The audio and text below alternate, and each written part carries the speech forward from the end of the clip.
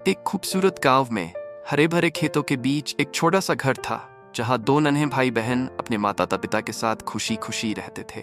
बड़ी बहन का नाम आयत फातिमा था, जो सिर्फ 3 साल की थी, और उसका छोटा भाई इब्राहिम 2 साल का था। दोनों बहुत प्यारे और शरारती बच्चे थे।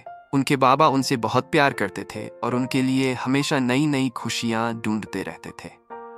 एक दिन सुबह सुबह आसमान में हल्के बादल थे और ठंडी ठंडी हवा बह रही थी। आयत फातिमा और इब्राहिम आंगन में खेल रहे थे कि तभी बाबा घर से बाहर आए और मुस्कुराते हुए आयत फातिमा से बोले, मेरी प्यारी गुड़िया, आज हम अमरूद के बाग की सैर करने चलेंगे। ये सुनते ही आयत फातिमा खुशी से उछल पड़ी और ताली बजाने लगी। वाह बाबा, मैं बाग देखूंगी, पेड़ों से खुद अमरूद तोड़ूंगी। उसकी आंखों में चमक थी। और मैं भी जाऊंगा? इब्राहिम ने मासूमियत से पूछा। बाबा ने हंसते हुए उसे प्यार किया और बोले, अभी तुम बहुत छोटे हो, अगली बार हम सब साथ चलेंगे। आयत फातिमा ने जल्दी से अपनी पसंदीदा गुलाबी फ्रॉक पहनी और खुशी खुशी बाबा के साथ बाइक पर बैठ गई। रास्ते में वह खुशी खुशी गुनगुना रही थी और आसपास के सुंदर नज़ारों को देख रही थी।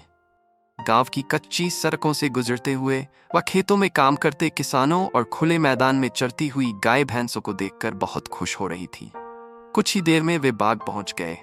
बाग में कदम रखते ही आयत फातिमा की खुशी का ठिकाना न रहा। चारों तरफ हरे भरे पेड़ों पर पीले और हरे अमरूद लटक रहे थे। वह दौड़कर एक पेड़ के पास पहुंची और बाबा की मदद से एक अमरूद तोड़कर खाने लगी। बाबा, ये तो बहुत मीठा है, उसने खुशी से कहा। बाबा मुस्कुराते हुए बोले, ये तुम्हारे मासूम हाथों की बरकत है बेटी। आयत फातिमा बाग में तितलियों के पीछे भागती, पेड़ों के नीचे बैठकर अमरूद खाती और हंसती रही। बाबा ने उसकी कई तस्वीरें खींची ताकि वह घर जाकर इब्राहिम को दिखा सके। थोड़ी देर बाद जब सूरज ढलने लगा तो बाबा बोले, चलो बेटी, अब हमें घर चलना चाहिए, नहीं तो अम्मी परेशान हो जाएंगी। आयत फातिमा ने एक आखिरी बार बाग को देखा और फिर खुशी खुशी बाबा के साथ बाइक पर बैठ गई। रास्ते में उसने बाबा से वादा लिया कि वह फिर उसे बाग की सैर कराने लाएंगे।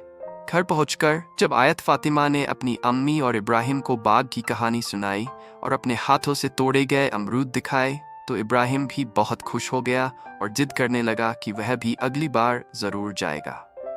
इस तरह ये छोटी सी सैर आयत फातिमा के दिल में एक खूबसूरत याद बनकर बस गई, जिसे वह हमेशा याद रखेगी।